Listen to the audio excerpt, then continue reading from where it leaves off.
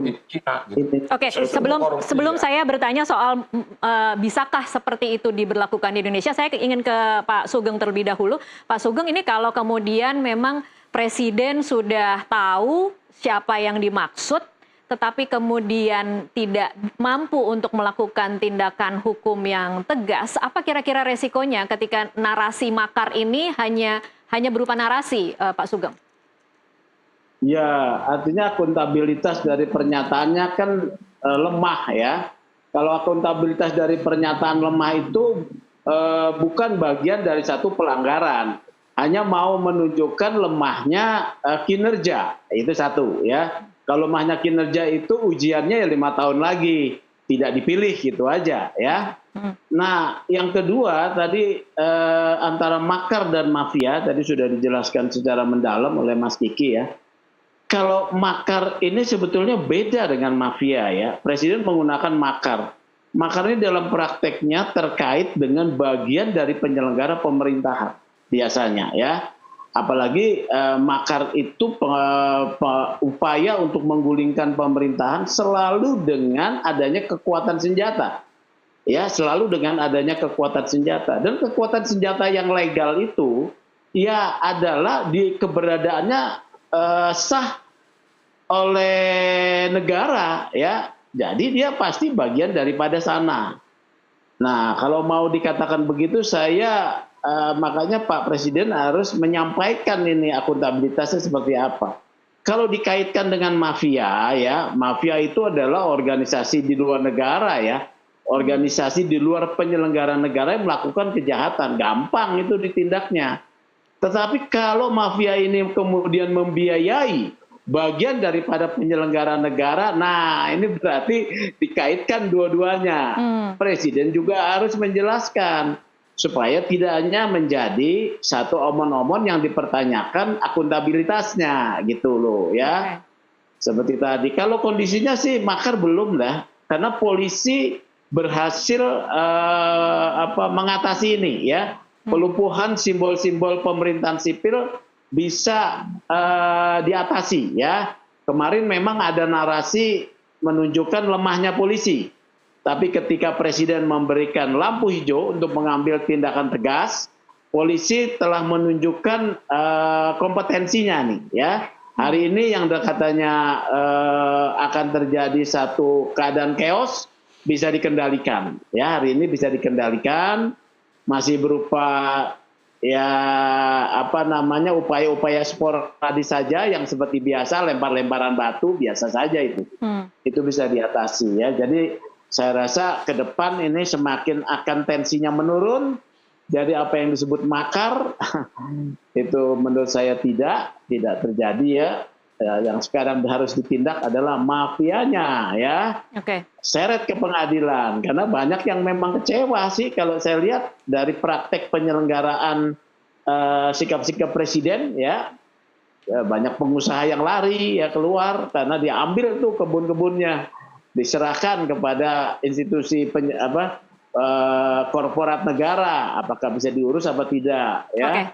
Kemudian gitu. Baik, Pak Sugeng, jadi kalau mau diperjelas atau ditarik garis yang lebih jelas, jadi mafia tuh ya mafia sendiri, tidak mungkin kemudian mafia melakukan makar sendirian ya. Dia harus tidak bisa lah. Harus mendapat dukungan ya. Dalam teorinya nggak bisa ya. Oke. Ya? Baik. Kalau sedikit Pak Sugeng, Anda sebagai Indonesia Police Watch, evaluasi penanganan demo oleh polisi di minggu lalu seperti apa, Pak? Evaluasinya, polisi telah kembali pada jati dirinya ya.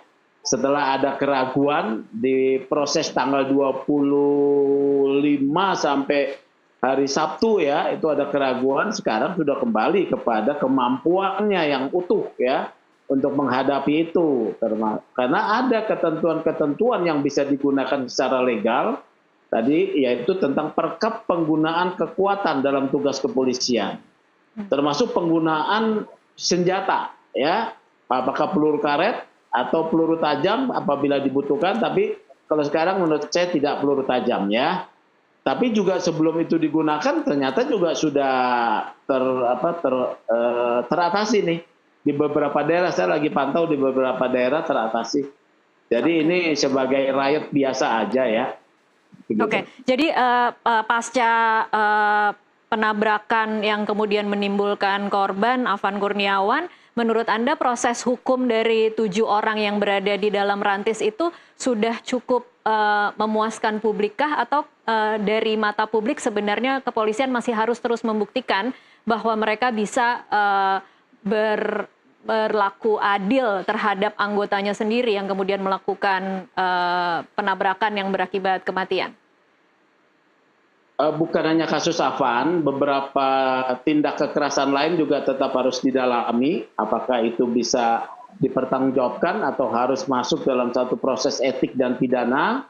Misalnya yang di mana itu Jogja, ya itu harus didalami supaya ada kejelasan. Nah, terkait polisi ya, 7 kasus Afan ini kan sudah terlokalisir sebagai kanalisasi proses hukum, ya.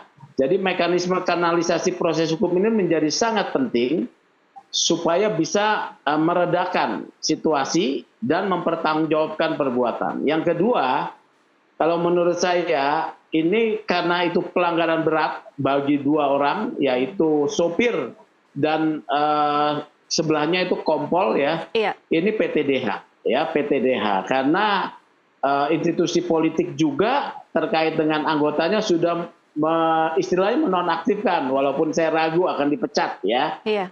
Ya, menonaktifkan. Kalau polisi menurut saya pecat ya, satu pecat, kemudian didalami proses pidananya. Apakah ini satu kesengajaan? Kesengajaan yang mengakibatkan mati ya, pasal 351 ayat 3 harus diterapkan. Seperti itu, supaya kanalisasinya baik gitu ya. Baik, jangan sekedar pelanggaran etik ya Pak Sugeng. Iya, begitu. Baik, Mas Kiki, mungkin ada yang mau ditambahkan terhadap proses hukum yang kita lihat terhadap 7 orang yang berada di dalam rantis? Ya, kan 3 hari ke depan ini masih akan ada proses hukum yang transparan, yang terbuka kayak gitu. Besok ada sidang lagi. Kalau sidang etik itu ternyata didapati unsur-unsur pidana, maka diproses ke peradilan sipil, peradilan pidana sipil biasa kayak gitu. Nah, ini yang tidak disadari oleh banyak orang, bahwa polisi itu sekarang sudah sipil.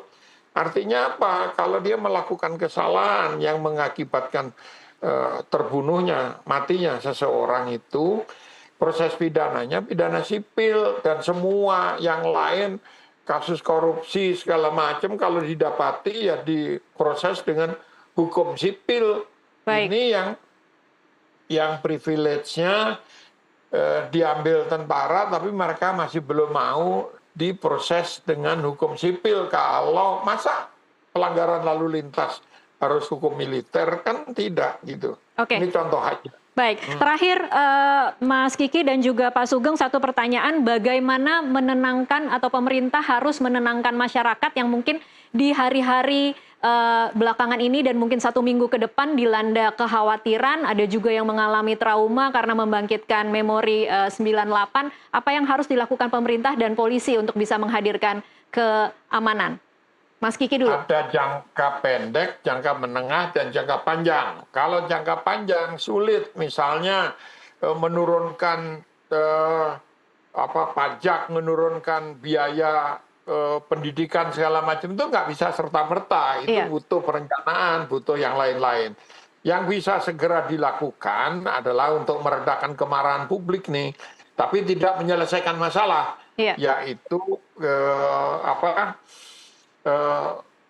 pelakunya mundur, kan sudah nih, sudah.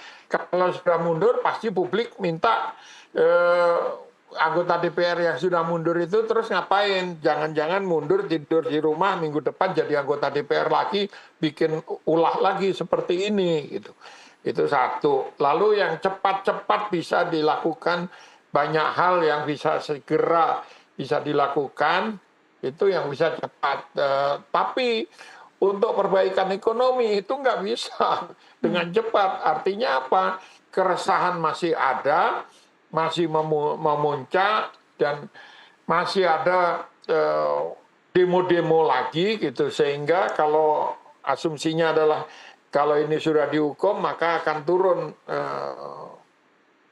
nafas demonya. Enggak, belum tentu, karena ada yang tuntutan jangka panjang, tuntutan reformasi ini itu segala macam, itu masih lama, dampaknya masih akan lama. Iya, publik berarti harus realistis juga dengan tuntutan-tuntutan mereka ya, Mas Kiki berarti. Iyalah, uang tuntutannya juga aneh-aneh, kan ada 13 tuntutan, yang ada satu jenis tuntutan itu 13 poin. 13 itu banyak yang urusan pemerintahan dalam jangka 5 tahun. Ya nggak bisa cepat.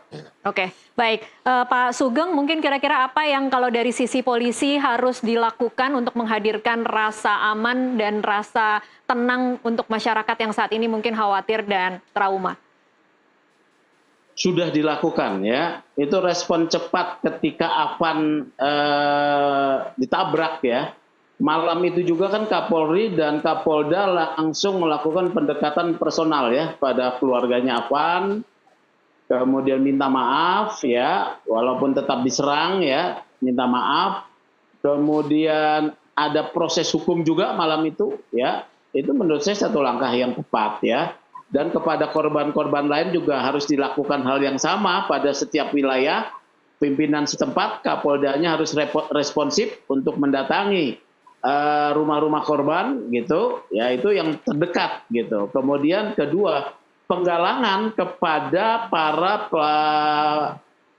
kelompok aksi ya, penggalangan untuk tidak melakukan tindakan-tindakan yang lebih anarkis ya, pengrusakan segala macam. Kalau penggalangan ini sebetulnya keahliannya polisi nih. Iya. Dia punya kemampuan, punya sarana ya, punya kemampuan dan sarana lah ya. Dan yang ketiga ini kan sudah dilakukan ya, proses mengatasi ini sudah menuju kondusif. Tapi yang paling penting adalah bagaimana nanti orang bisa sekolah tidak sulit ya. Ekonominya kemudian harapannya baik, lapangan kerja ada, yaitu jangka panjang lah. Kemudian teladan oleh pemimpin, jangan Anda itu berjarak ya dalam hal kekayaan segala macam. Jangan berjarak lah, itu menyakiti hati masyarakat itu. Baik. Itu deh ya. Iya, baik. Terima kasih Pak Sugeng dan juga Mas Kiki untuk waktunya bersama kami di NTV Prime. Dan pemirsa, tetaplah bersama NTV Prime, kami masih akan kembali usai jeda berikut.